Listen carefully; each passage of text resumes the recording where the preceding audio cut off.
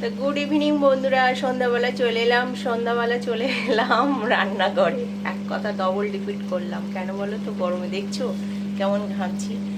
তো সব গুছিয়ে নিয়েছি, তারপরে তোমাদের সঙ্গে শেয়ার করছি। দাদার হঠাৎ কাজ থেকে বাড়ি এসে মটন খেতে ইচ্ছা করছে। আমি বাজার করতে বলেছিলাম, মাছ মাংস কিছু করিনি, বললো আমি মটন খাবো। হ্যাঁ ঠিক আছে, সারাদিন আজকে আমিও প্রচুর কাজ করেছি, আর 6-7 মাস হয়ে গেছে মটন খাওয়া হয় না। তো এখন আমি সমস্ত প্রিপারেশান রেডি করে নিয়ে মশলা কষিয়ে, দেখো মটন হচ্ছে কড়ার মধ্যে, তা এরকম কষানো হচ্ছে। তো কার কার ভালো লাগে এরকম মটন কষা খেতে, প্লিজ আমাকে কমেন্ট করে জানাবে।